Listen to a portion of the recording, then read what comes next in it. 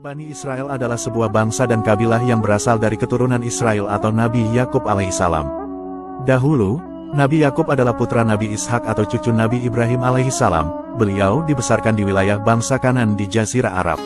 Awalnya, beliau tinggal di Palestina dan kemudian hijrah ke pedalaman padang pasir di selatan Palestina tak jauh dari Sinai. Selama hidup, Nabi Yakub memiliki 4 istri dan dikaruniai 12 anak. Di antaranya yaitu bernama Rawiyin, Syamun, Lewi, Yehusa, Yesakir, Zebulon, Nabi Yusuf, Bunyamin, dan Naftali, Gad, dan Asher. Setelah terjadinya kisah pilu Nabi Yusuf yang dibuang ke sumur oleh saudara-saudaranya, Nabi Yakub beserta anak cucunya kemudian memilih berpindah tempat ke Mesir. Setelah itu beliau kembali lagi ke Palestina, lalu wafat dan dimakamkan di sana. Sementara anak cucunya atau dikenal dengan sebutan Bani Israel tetap tinggal di Mesir. Setelah wafatnya Nabi Yakub, tonggak kenabian diteruskan oleh Nabi Yusuf alaihissalam. Nabi Yusuf berupaya berjuang mendakwahkan ajaran Allah Subhanahu wa Ta'ala.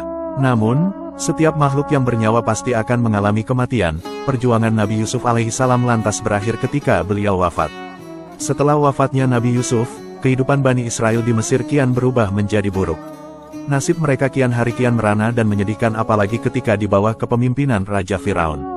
Kala itu orang-orang Bani Israel banyak yang mengalami penindasan dan pelecehan oleh Firaun. Tidak hanya itu, mereka juga banyak yang dijadikan budak oleh Firaun. Kezaliman Firaun kepada orang-orang Bani Israel semakin menggila ketika ia mendengar berita dari tukang ramal bahwa akan lahirnya seorang bayi laki-laki yang kelak akan menghancurkan kerajaan Firaun. Awalnya, Raja Firaun pernah bermimpi melihat kobaran api dari Baitul Maqdis Palestina yang kemudian menghanguskan kota Mesir. Para tukang ramal Firaun menjelaskan arti mimpi itu, bahwa memang kelak akan ada seorang laki-laki keturunan Bani Israel yang akan menghancurkan kerajaannya. Mendengar berita itu, emosi Firaun kemudian menjadi memuncak. Ia kemudian gencar mencari bayi laki-laki yang baru lahir dari kalangan Bani Israel untuk disembelih. Bayi laki-laki yang baru lahir semuanya lantas Firaun habisi dengan keji. Sedangkan untuk bayi perempuan, mereka lantas tetap dibiarkan hidup. Itulah ambisi kekejaman Firaun yang hanya untuk melindungi kerajaannya dari kehancuran.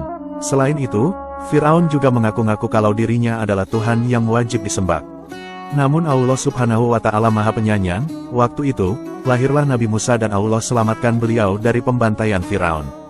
Di masa dewasanya, Allah mengutus Nabi Musa untuk menyelamatkan dan mengeluarkan Bani Israel dari negeri Mesir. Nabi Musa juga berusaha berdakwah kepada Firaun untuk mengajaknya bertaubat, menghentikan kezalimannya, dan beriman kepada Allah Subhanahu wa Ta'ala. Namun usaha Nabi Musa selalu saja gagal.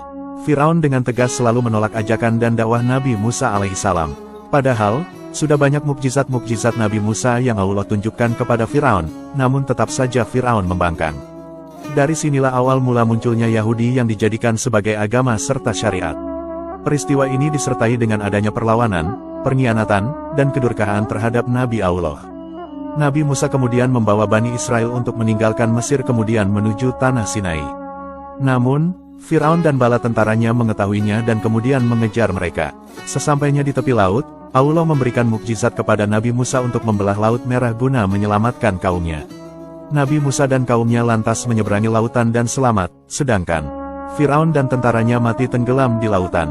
Dikisahkan, dahulu kata Yahudi diungkapkan untuk semua pengikut syariat kitab Taurat yang dibawa oleh Nabi Musa alaihissalam, baik sebelum dan sesudah kitab Taurat diubah-ubah. Dahulu setelah menyaksikan peristiwa dahsyat tenggelamnya Firaun dan bala tentaranya di lautan, orang-orang Yahudi Bani Israel kemudian berubah dan menjadi kufur kepada Nabi Musa alaihissalam. Padahal, mereka dengan jelas telah menyaksikan banyak mukjizat luar biasa dari Nabi Musa alaihissalam. Rupanya orang-orang Yahudi sudah terpengaruhi paham rezim Firaun sehingga membuat akidah mereka hancur. Orang-orang Yahudi Bani Israel juga hidup dengan bermalas-malasan. Setelah itu, Nabi Musa lantas meninggalkan orang-orang Bani Israel untuk bermunajat kepada Allah dan mengambil kitab Taurat di Bukit Tur di wilayah Sinai. Nabi Musa meninggalkan Bani Israel selama 40 hari dan menunjuk saudaranya untuk memimpin Bani Israel. Namun setelah Bani Israel ditinggal Nabi Musa, mereka malah kemudian menyimpang dari ajaran Nabi Musa alaihissalam. Orang-orang Bani Israel kemudian membuat berhala patung yang menyerupai anak sapi. Patung anak sapi itu terbuat dari emas dan perhiasan mewah.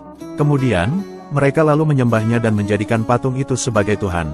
Dari sinilah orang-orang Yahudi Bani Israel lantas berubah menjadi bangsa yang suka membangkang, berbuat keonaran, kerusakan, sulit diatur, keras kepala, dan bersikap eksklusif.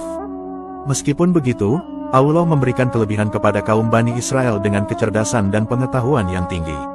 Dalam Al-Quran, orang-orang Yahudi dan musyrik digambarkan dengan perilaku negatifnya yang sangat keras dalam memusuhi orang-orang Islam yang beriman.